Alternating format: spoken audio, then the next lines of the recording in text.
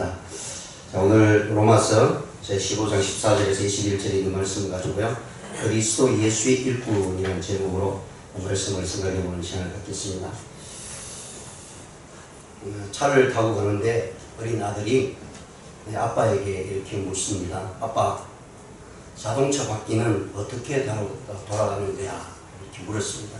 그랬더니 아빠가 설명을 해줍니다.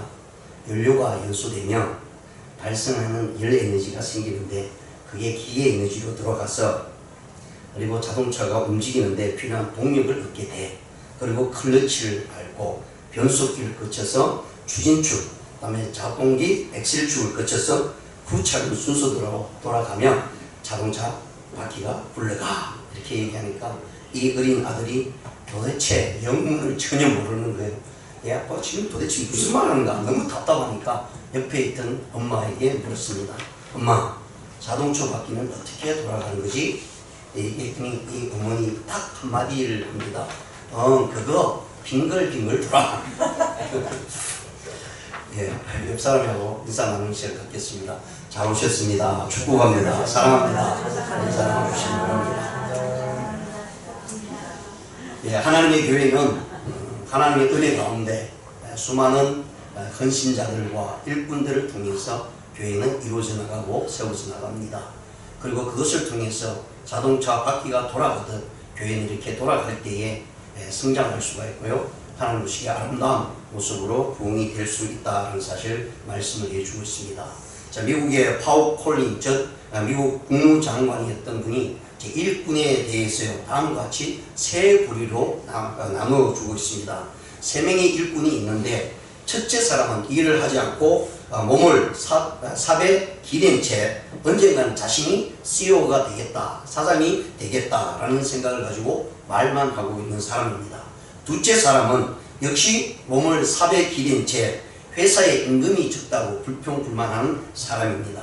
그 다음에 셋째 사람은요, 열심히 도랑을 파고 있었습니다. 그리고 몇 년이 지난 후에 첫째와 둘째 사람은요, 계속해서 항상 똑같은 모습으로 지내고 있습니다. 그런데 셋째 사람은요, 지게차를 사서 운전하고 있는 사람이 되었습니다. 그리고 수십 년이 지난 다음에 첫째 사람은 이제 머리가 센 머리로 여전히 똑같은 말만 반복하면서 나도 아직 사장이 될 거야, CEO가 될 거야 라고 이렇게 모습으로 살아가고 있었다고 합니다. 그리고 둘째 사람은 원인 모를 사고로 인해서요, 장애를 입고 퇴직했다고 합니다. 그 다음에 셋째 사람은요, 그 회사의 CEO가 되었다고 이렇게 이야기를 해주고 있습니다. 예, 우리는 하나님 앞에서 하나님의 일꾼으로 부름을 받았습니다. 예수 그리스도로 말미암아 하나님의 자녀된 모든 사람들은 이제 하나님 앞에서 믿음의 사람으로, 일꾼의 사람으로 부름을 받았다는 사실 말씀을 해주고 있는 것을 우리가 살펴봅니다. 그래서 우리가 잊지 말아야 될 것은요, 내가 부름을 받은 것은 이제 하나님 앞에서 나를 쓰시기 위해서 나를 부르셨다는 것, 그리고 하나님이 일꾼으로 삶을 살아가야 된다는 사실을 우리는 잊지 말아야 됩니다. 왜냐하면 하나님께서는 이 모든 것을 주관하시고 전능자이시기 때문에 그 전능자 되시는 분이 우리의 연약한 부분들을 가감없이 우리를 받아주시고요, 우리를 통해서 하나님의 사역들을, 일들을 맡겨주셨기 때문이다라는 사실을 말씀을 해줍니다. 자, 그렇다면 오늘 본 말씀을 보시면요, 사도 바울은 오늘 본 말씀에서요, 이렇게 얘기합니다. 예수의 일꾼이라는, 그리스도 예수의 일꾼이라는 말을 사용합니다. 그래서 16절에 보시면 내가 그리스도의 예수의 일꾼이 되었다라고 고백을 해주고 있는 것을 볼 수 있습니다. 그런데 성경에 보시면 예수의 일꾼이라는 그 일꾼이라는 단어가 우리 한국말 속에는요, 몇 번 나옵니다. 로마서에서 나오고요, 고린도전서에서 나오고요, 디모데전서에도 나오고 여러 군데서 일꾼이라는 표현이 나오고 있는데, 오늘 로마서에서 사도 바울이 그리스도 예수의 일꾼이라고 할 때 그 일꾼은 어떻게 표현하고 있는지를 우리가 한번 살펴보면 알 수가 있습니다. 먼저 고린도전서 4장 1절에 보시면요, 이런 말씀이 있습니다. 사람이 마땅히 우리를 그리스도의 일꾼이요 라고 말씀을 합니다. 사람이 마땅히 우리를 그리스도의 일꾼이라고 얘기할 때 그 일꾼은 헬라어로 휴페레타스라는 말을 사용합니다. 휴페레타스라는 말을 사용하는데 이 휴페레타스라는 말이 두 단어로 연합이 되어 있습니다. 그 하나는 미테스라는 말, 히포라는 말을 사용하고 있고요. 에레타스라는 노를 젓는다라는 뜻으로 사용합니다. 그러니까 휘페레타스라는 말은요, 배 밑에 가서 노를 젓는다라는 뜻이죠. 그래서 고린도전서 4장 1절에 나오는 이 말씀은 하나님의 일꾼으로 사용되어질 때 하나님의 명령 앞에 거기에 복종하고 순종한 모습으로 나가는 그런 모습이라는 얘기죠. 왜냐하면 노예와 종의 모습으로 살아간다는 거죠. 배 밑창에서 노를 짓는 사람들은 대부분 다 우리 고대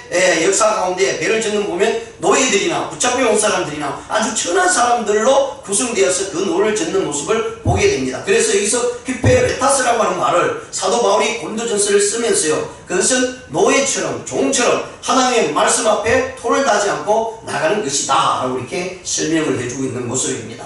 그리고 디모데전서 4장 6절에 보시면요, 그리스도 예수의 선한 일꾼이다 라는 표현이 있습니다. 여기서 선한 일꾼, 여기서 일꾼은요, 디아코노스라는 말을 사용합니다. 봉사한다, 자연스럽게 봉사한다, 스스로 봉사한다, 즉 일꾼으로 살아가는데요, 그 일들이 맞췄으면 정성을 다하고 힘을 다해서 그 일들을 봉사한다라는 뜻입니다. 그래서 오늘날 이 일들을 이제 교회에서는 집사님이다 이런 직책을 둡니다. 그래서 그 직책은 교회에서 일하는 사람, 또 봉사하는 사람, 헌신하는 사람으로 쓰여질 때 디아코노스라는 말을 사용합니다. 그래서 바울이 디모데에게 이야기할 때는 너는 봉사하는 사람으로, 헌신하는 사람으로 하나님 앞에 주의 몸된 교회를 섬기라 라고 하는 뜻으로 이 말을 사용합니다. 자, 그러면 오늘 로마서 15장 16절에서는 뭐라고 말씀하고 있는지를 살펴보게 됩니다. 나로 이방인을 위하여 그리스도의 예수의 일꾼이 되어라고 얘기합니다. 나로 이방인을 위하여 그리스도의 일꾼으로 하나님께서 세우셨다라고 말씀합니다. 이 여기서 일꾼이야, 즉 하나님께서 나를 부르시고 일꾼으로 세웠다는 특별한 의미가 주어진다는 것입니다. 그래서 헬라어로는 레이트로고론이라는 말을 사용합니다. 이 레이트로고론의 말을 사용하면서요, 그것도 역시 두 단어로 합성되어 있는데 레이토스라는 백성, 에로곤이라고 하는 인이라는 말로 쓰여집니다. 그래서 이 말을 한 단어로 사용하면서 레이트로곤이라는 말을 사용하게 되는데 그건 공직자다라는 말로 사용하게 된다는 것입니다. 그래서 이 말이 사도 바울을 통해서 우리에게 보여주고 있는 것은요, 어떤 신화적인 모습, 즉 그냥 내가 하고 싶어서 하는 것이 아니라 특별히 택함을 받아서 하나님께 맡기는 사역이라는 얘기입니다. 그래서 사도 바울이 하나님으로부터 사도로 특별히 부름을 받았거든요. 그래서 사도 바울은 여기 이 로마서에서는 자기가 누구인지를 분명히 밝혀주고 있습니다. 나를 하나님께서 택한 이유를, 나를 특별히 택한 이유는 나를 이방인을 위하여서 이방인들에게 복음을 전하고 하기 위해서 나를 택했다라고 이렇게 말씀하고요, 사도를 임명했다, 즉 하나님으로부터 임명받은 자라는 뜻으로 여기 나오는 레이트로곤이라는 말을 사용하게 됩니다. 그래서 이 부분이, 이 말이 사용될 때요, 공직자, 즉 택함을 받아서 나라의 일을 하는 사람, 또 이런 사람들을 이야기할 때 레이트로곤이라는 말을 사용합니다. 그러면서 이 레이트로곤이라는 이 말이 당시 고대 사회, 기랍 사회에서는 네 가지 계층으로 나눈다고 합니다. 왜냐하면 그 네 가지 계층을 나누는데 거기에서 쓰임받는 사람, 부름을 받은 사람이라는 뜻으로 사용이 되는데요, 첫째는 사제들을 신에게 제사 드리는 사람이라고 이렇게 택함을 받습니다. 그 다음에 합창단원들이 있다고, 이 합창단원들 말할 것도 없이 노래를 부는 사람들이라고 얘기하고요, 세 번째는 운동가입니다. 그 당시에 또 횃불이나 토치라는 불을 들고요, 달릴 때, 레이스를 달릴 때 경주자들이 들고 다니는 횃불, 그래서 운동가들을 나타낸다고 합니다. 그 다음에 네 번째는 군인들이라고 합니다. 기랍 시민들이 네 가지 사람들을 어떻게 이해하느냐 하면 이 네 가지 사람들을 사제들을 통해서요, 비로소 신에게 접근할 수 있다.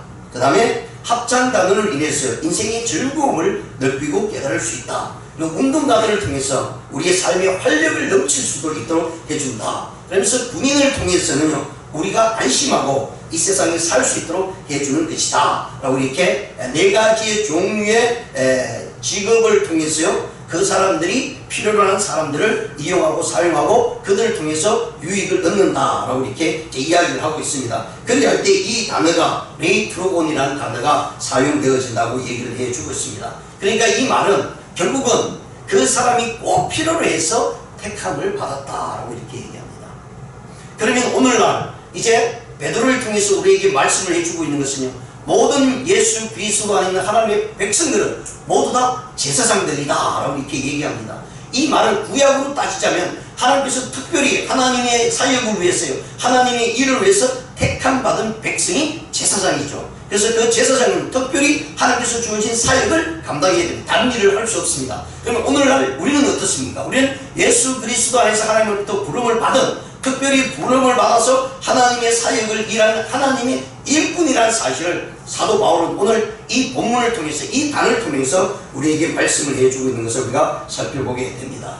그러므로 하나님부터 택함을 받은 하나님의 자녀들은요, 정말 인정하는 부분, 또 하나님께서 나를 통해서 공적으로 나를 사용하시고 하나님의 나를 위해서 일꾼으로 세워주셨다는 것은 이건 굉장히 명예로운 일꾼의 모습이다라는 사실을 우리에게 말씀합니다. 그래서 저와 여러분이 하나님께서 부름을 받았다는 것은 이건요, 이 지구상에 70억이 넘는 사람들 중에 우리가 택함을 특별히 받고 하나님의 일꾼을 받았다는 것은 엄청난 하나님의 은혜다라는 사실을 오늘 사도 바울이 우리에게 말씀을 해주고 있습니다.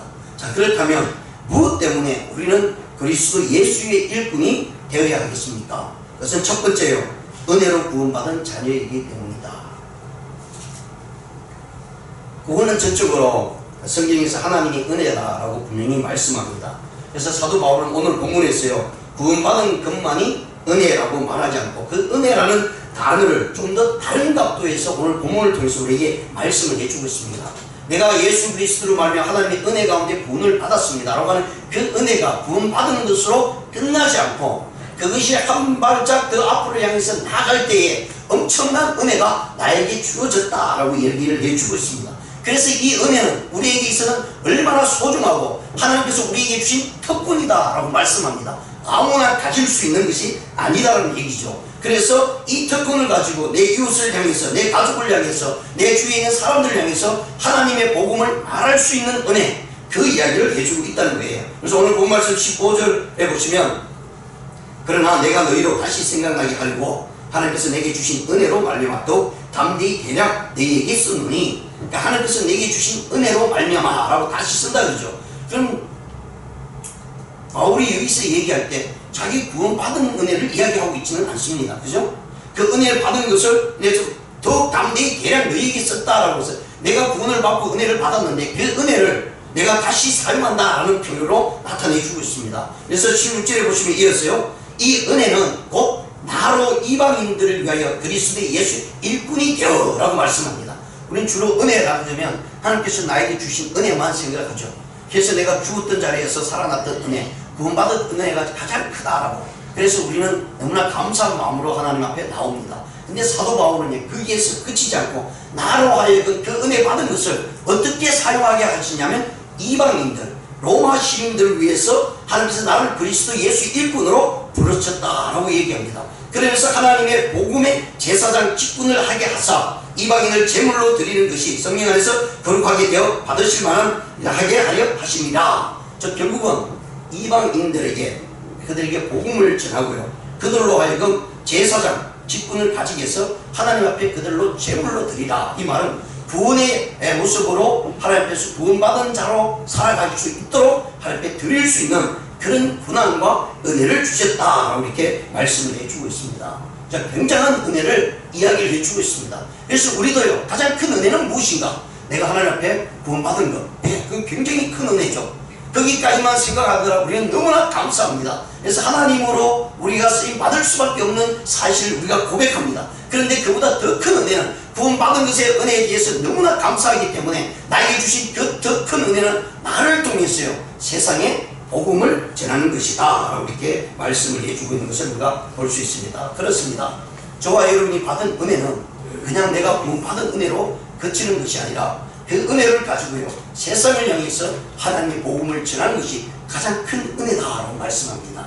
그것이 어디에서 결정적으로 나타나면 주님 앞에 섰을 때 저와 여러분이 받은 은혜를 어떤 큰 은혜로 하나님 앞에 돌려드리고 있는가, 주님 앞에 섰을 때 우리가 확인이 드러날 것입니다. 그렇습니다. 이것은요, 우리에게 주신 엄청난 기쁨이 될 수가 있고요, 감격스러운 우리의 삶을 살 수 있도록 해줍니다. 그래서 그것을 통해서 날마다 우리의 마음속에 하나님을 향한 뜨거운 열심이 솟아날 수밖에 없다는 사실을 말씀을 해주고 있습니다.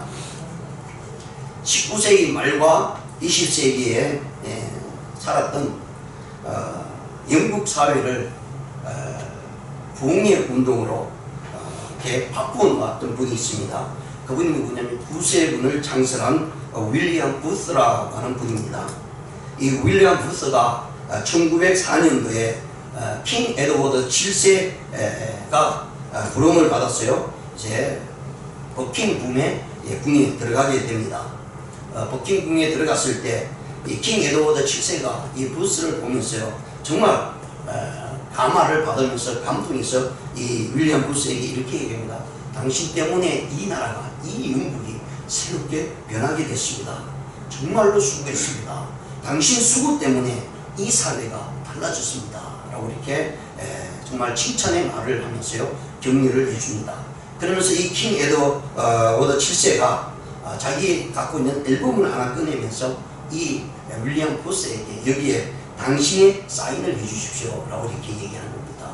대부분의 사람 같으면 왕 앞에 서면 왕의 사인이 필요하죠. 모든 사람들은 왕의 사인만 받아가면 사람들에게 자랑합니다. 요즘 그렇지 않아요? 그럼 아이돌, 여러분 사진만 찍고 사인만 받아와도 그냥 죄송합니다 막 까무라쳐요. 얼마나 대단합니까? 내가 누구를 만났다.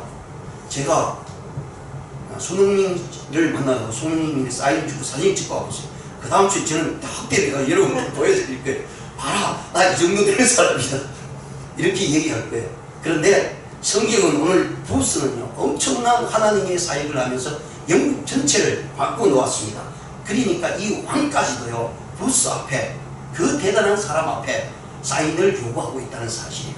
하나님의 사람 앞에요, 그 누구도 자기의 모습을 드러낼 수가 없습니다.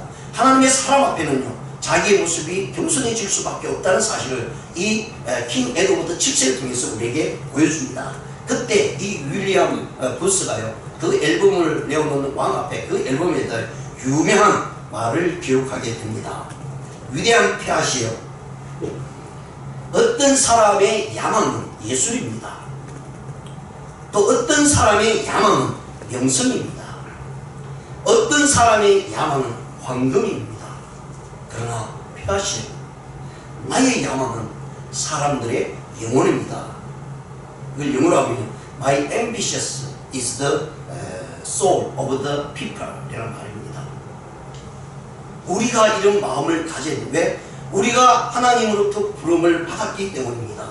하나님으로부터 이제 일꾼이라는 사명을 받았기 때문입니다.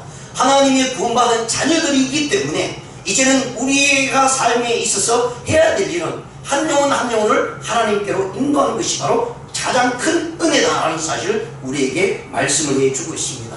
내가 오늘 또 하나님부터 큰 은혜를 받았습니다. 그리고 그 은혜를 누렸습니다. 이야기할 때에 나만 감동받고 나만 즐거워하고 기쁘는 마음으로 살아가는 것이 아니라 나를 통해서 하나님의 그 주신 그 은혜가 주위에 있는 사람들에게 전달되고 있느냐, 이 말씀입니다. 전달되었을 때 그것이 가장 큰 은혜고 가장 큰 하나님의 주신 복이다라는 사실을 오늘 이 본문을 통해서 사도 바울이 이야기를 해주고 있습니다. 두 번째로는요, 네, 죄송합니다. 그 목이 오늘 감기 때문에. 두 번째로 예수님의 일꾼이라는 것은요, 성령의 능력을 받았기 때문입니다. 자, 여기서요, 많은 분들이 오해를 합니다. 성령의 능력을 받았다 그러면 뭔가를 나타내야 된다고 생각을 해요. 근데 저와 여러분 이미 성령의 능력을 다 받았어요. 왜 그렇습니까? 예수 그리스도를 고백하잖아요. 그것보다 더 큰 능력이 어디 있습니까? 근데 우리는 누군가가 능력을 해가면 주눅이 들어서, 야, 저분은 정말 믿음이 좋은가 봐, 저분은 그런 능력이 있는가 봐. 그런데요, 우리에게 이미 하나님께서 성령의 능력을 주셨어요. 근데 문제는 저와 여러분이 사용을 하고 있지 않다는 게 문제죠. 이미 예수 그리스도 안에서 하나님의 자녀로 인침을 받았습니다. 그러면 모두 다 우리가 하나님의 자녀고 하나님의 자녀의 권세를 주셨어요. 그럼 저와 여러분이 능력을 행할 수 있어요. 문제는 그것을 하지 않는다는 게 문제죠. 저와 여러분이 예수 그리스도의 이름으로 옆에 있는 형제 자매들에게 기도하십시오. 나서 예수의 이름으로 하나님의 권능과 능력이 나타나기를 기도하십시오. 그러면 하나님께서요, 그 능력들이 나타난다고 분명히 말씀합니다. 이것이 사도 바울이 예수 그리스도의 일꾼으로 살아가는 이유라고 말씀합니다. 그리스도 예수 일꾼으로서 행해야 될 것은요, 성령의 능력이 나에게 주어졌기 때문에 안 하면 안 된다는 사실을 우리에게 말씀을 해 주었습니다. 그래서 로마서 5장 18절 오늘 본 말씀에 보시면요, 이런 말씀을 합니다. 그리스도께서 이방인들을 순종케 하기 위하여 나로 말미암아 말과 일이며 표적과 기사의 능력이며 성령의 능력으로 역사하신 것 외에는 내가 감히 말하지 아니하노라 라고 말씀합니다. 하나님 그리스도 예수의 일꾼으로 붙들린 바 되은 이 사도 바울이 뭐라고 얘기하냐면 하나님께서 나에게 능력을 주셨다는 겁니다. 그래서 그 능력을 사용해야 되는데 그 능력을 사용할 때 예수 그리스도를 전할 때 하나님의 복음을 전할 때 하나님께서 그 능력을 주신다는 거예요. 그래서 네 말에 네 입술에 네 표적에 기사에 그 능력들이 나타나게 된다는 사실을 말씀을 해주고 있는 겁니다. 그래서 우리는요 그리스도 예수의 일꾼으로 살아가야 된다는 말씀입니다. 우리 안에서 살아가는 모든 이들이 바로 하나님의 능력 안에 있다는 사실을 우리가 염두에 두고 나가요. 이것이 바로 우리가 살아가는 하나님의 자녀의 아름다운 보람이라는 사실을 우리가 깨달아야 될 것입니다. 우리가 잘 아는 Amazing Grace, 나 같은 죄인 살리신 주 은혜의 놀라워라는 찬양을 압니다. 그 찬양 가사를 작사한 사람이 존 뉴턴입니다. 이 존 뉴턴이 이런 얘기를 했습니다. 우리 신앙생활의 경험을 통해 반드시 발견한 세 가지 놀라운 체험이 있습니다. 그 첫째는 내가 죄인이라는 것을 발견합니다. 죄인이라는 발견하는 사람은 하나님 앞에 선 사람입니다. 하나님 앞에 서지 않으면 예수님을 만나지 않으면 내가 죄인이라는 자체조차 모릅니다. 그럼 세상 사람들한테 물어보세요. 당신은 죄인입니다. 그러면 그 죄인을 어떻게 봐도 내가 도둑질했나? 내가 남편 훔쳤나? 누구를 사기를 쳤나? 나기를 죽였나? 이런 생각을 가지고 죄인이다, 죄인이 아니다라고 구분하죠. 근데 성경은 그 얘기를 하고 있지 않습니다. 무엇 때문에 죄인이라고 하면 네가 하나님 앞에서 하나님을 모르고 내 모든 죄악된 문제들을 하나님 앞에 고백하지 않고 하나님을 만나지 않은 그 자체가 죄인의 모습을 이야기를 해주고 있습니다. 그래서 죄인이라는 사실을 깨닫는 것이 하나님께서 우리에게 주신 놀라운 체험이 다라는 사실을 말씀하고 있고요. 두 번째는 그럼에도 불구하고 하나님은 그래도 용서하신다는 사실 앞에 놀란다는 얘기입니다. 죄인임에도 불구하고요 하나님 앞에 나갔더니 하나님께서 우리를 용서해 주셨다. 그 다음에 세 번째는요 더 놀라울 것은요 내가 죄인이고 용서함을 받았을 뿐만 아니라 나에게 하나님께서 사역의 길을 맡겨주신다. 하나님이 쓰시고자 나를 부르셨다라는 것에 대해서요 놀라움을 금치 못한다라고 존 뉴턴이 이렇게 말을 했습니다. 네, 그렇습니다. 우리가 살아가는 데 있어서 하나님 앞에서요 성령의 능력 안에 이미 우리가 주어졌다는 사실 때문에 우리는 주님 앞에 또 세상을 향해서 담대히 나가야 된다는 사실을 말씀을 합니다. 우리로 하여금 말하게 하시고 또 우리로 하여금 일하게 하시고요. 그리고 말씀해 주시고 또 우리에게 그 일을 할 수 있는 일감을 주시고요. 그리고 위대하신 주의 복음을 전할 수 있는 기회와 능력을 주셨다는 사실 앞에 우리는 하나님 앞에 감사함으로 은혜에 나가야 된다 하는 사실 말씀을 합니다. 마가복음 16장 20절을 보시면 제자들이 나가 두루 전파할 때 주께서 함께 역사하사 그 따르는 표적으로 말씀을 확실히 증언하시니라 라고 말씀합니다. 하나님의 말씀이 말씀되게 할 때에 거기 옆에서 주위에서 일어날 수 있도록 하나님께서 도우시는데요. 그게 무엇이냐면 표적과 이사와 기적이라고 얘기합니다. 하나님의 성령의 능력이 나타난다고 얘기합니다.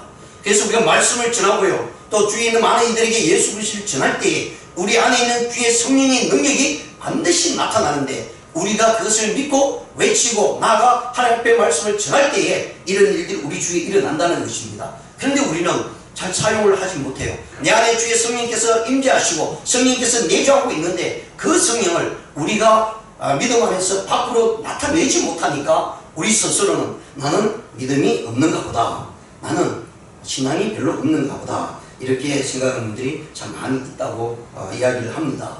성령의 능력을 자랑하기 위해서요 사도 바울은 하나님의 은혜를 이야기를 합니다. 하나님께서 자기를 택하신 일꾼으로 택하신 것을 이야기를 합니다.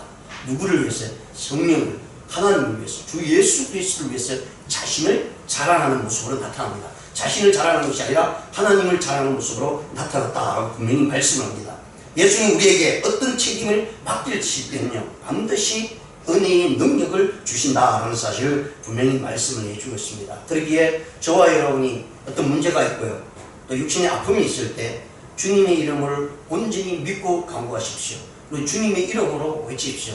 예수의 이름 그 자체에 하나님의 능력과 권능이 있다라고 분명히 말씀을 해주고 있는 것을 우리가 살펴보게 됩니다. 무디 목사님이요, 이런 이야기를 했습니다. 우리가 천국에 도착하게 되면 성도들에게 꼭 한 가지 성도들이 후회할 일이 있다라고 이렇게 이야기합니다. 그것이 무엇이냐면 천국 창고에 그리스도인들이 청구해야 될 수많은 하나님이 주시고자 하는 선물들이 있다고 얘기합니다. 그런데 그 창고에는요, 주시고자 하는 선물의 창고에는 선물들이 그대로 남아있다는 거예요. 그래서 어떤 분이, 이 무디 선생님이 그 창고에 가면 내 이름으로 선물을 주고자 하는 하나님의 선물이 가득 놓여 있다는 거예요.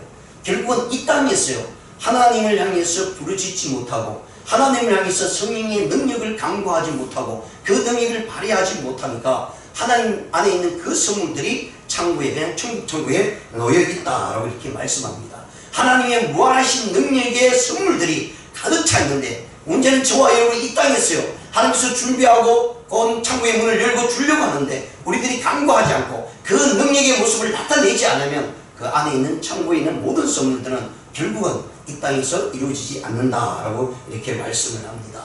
사랑하는 성도 여러분, 하나님 앞에 쓰임받는 일꾼이라는 것은요, 우리에게 능력이 없어서 못하는 것이 아닙니다.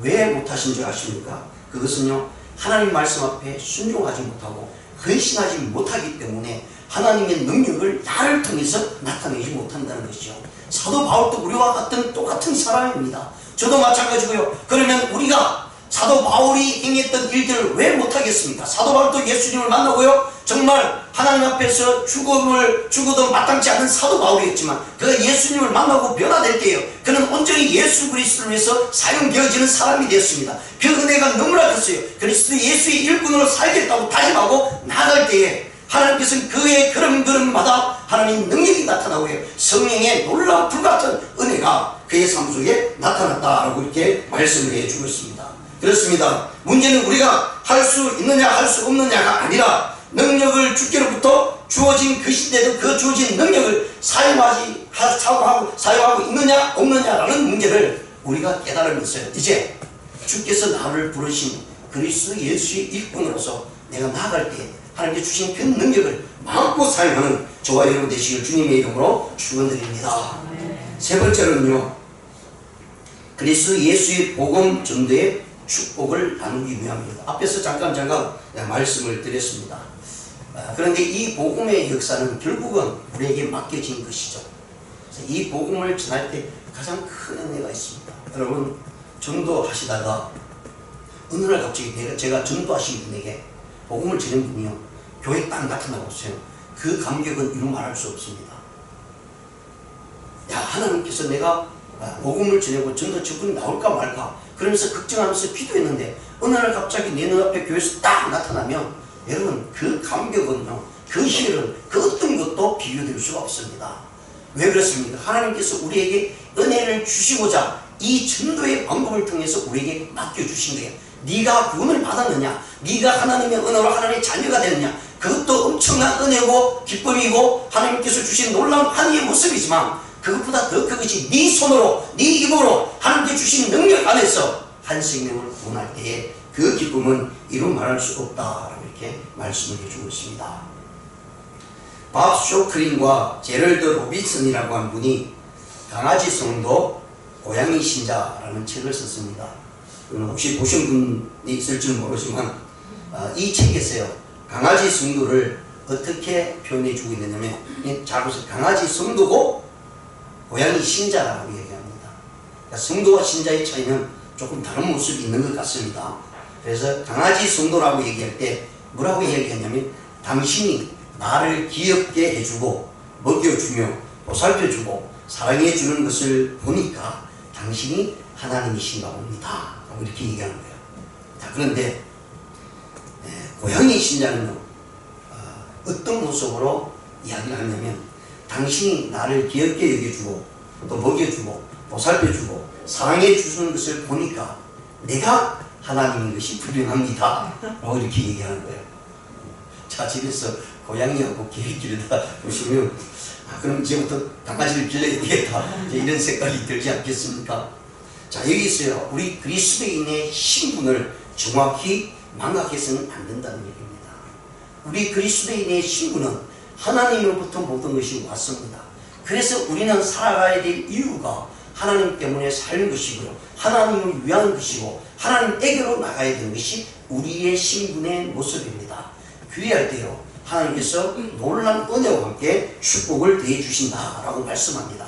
그래서 이 축복은 오늘 우리에게 하나님의 말씀을 통해서 분명히 나타난다고 말씀을 해줍니다. 오늘 본 말씀은 아니지만요. 29절에 15장 29절에서요. 내가 너에게 나갈 때에 그리스도의 충만한 축복을 가지고 갈 줄을 아노라.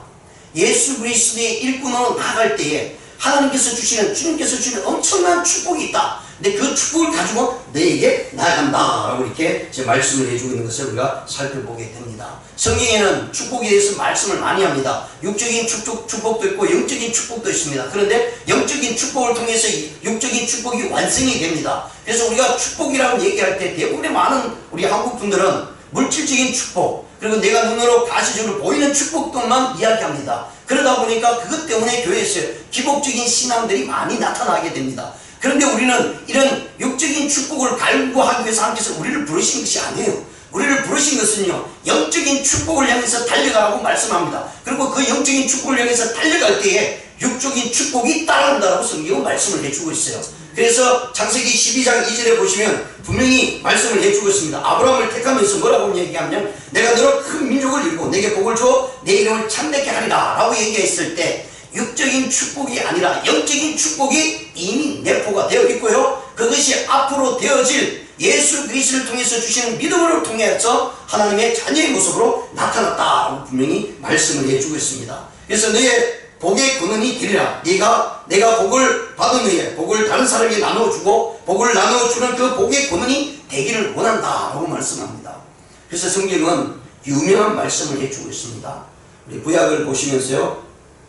가장 본받고 싶고 가장 그 말씀이 나에게 주어졌으면 좋겠다라고 하는 말씀이 무엇이 있습니까? 창세기 12장 3절에 보시면 이렇게 말씀합니다. 너를 축복하는 자에게 내가 복을 내리고 너를 저주하는 자에게 내가 저주하리니 땅의 모든 족속이 너로 말미암아 복을 얻을 것이라 하신지라. 얼마나 대단합니까? 하나님께서 저에게 직접 이 말씀을 했다면 이제 야 큰일 났다. 나한테 잘못한 사람들 이제 큰일 났다. 말 한마디만 하면 저주로 나타나고 말 한마디만 하면 축복을 하고 이렇게 나타난다고 하니까요. 그런데 성경을 자세히 보시면 육적인 축복을 이야기하는 것이 아니라 그것이 무엇이냐면 신앙의 문제를 이야기를 해주고 있습니다. 이 말씀이 갈라디아서 3장 8절에도 나옵니다. 또 하나님이 이방을 믿음으로 말미암아 의로 정하실 것을 성경이 미리 알고 먼저 아브라함에게 복음을 전하되, 자, 아브라함에게 복음을 전했다고 얘기합니다. 그게 뭐냐면 12장 3절 말씀입니다.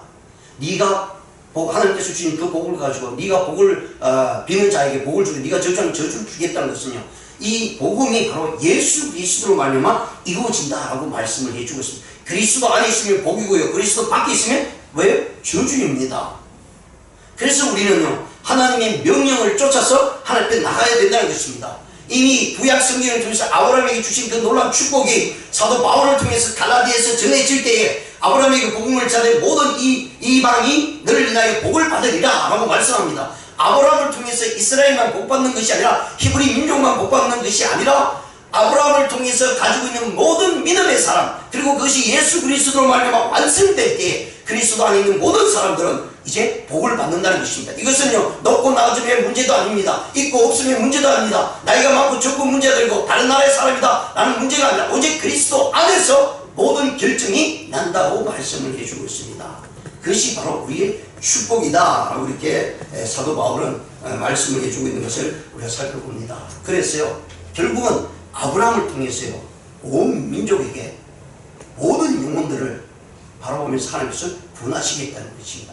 그것이 가장 큰 축복입니다. 아브라함만 받은 그 축복, 믿음의 조상이라고 하는 그 이름만을 가지고 있어서 축복이 아니라 그 아브라함에게 주신 그 축복이 다른 모든 사람들에게 전달되고 이행될 때에 그것이 이 땅에서 가장 큰 축복이다 라고 이렇게 말씀을 해주고 있습니다. 자, 그렇다면 저와 여러분은 우리의 삶 속에 어떻습니까? 이 전도가요, 축복을 나눠주는 가장 큰 축복이고 은혜라고 얘기한다면 우리가 왜 이것을 하지 않아야 됩니까? 가장 큰 축복을 성경을 통해서 우리에게 말씀을 해주고 있습니다. 그것이 하나님의 복음을 들고 나가서 전하는 것이고 한 생명을 구원하는 것이다라고 분명히 말씀을 해주고 있기 때문입니다. 그래서는요, 우리는 우리 가까이 있는 부모님들, 자녀들, 옆에 있는 형제 자매들에게 복음을 전해야 됩니다. 가장 큰 축복이고요. 그리고 그로 말미암아 그의 죽음 앞에서 살아날 수 있다라고 분명히 말씀을 해주고 있습니다. 앞에서 말씀드렸던 구세군 창설자였던 윌리엄 부스가 이런 이야기를 합니다. 울부짖으면서 하나님께 기도를 드리는 내용입니다. 무슨 기도냐면, 하나님, 오늘 이 시대의 그리스도인들에게 하나님의 영원한 형벌의 지옥을 보여주십시오.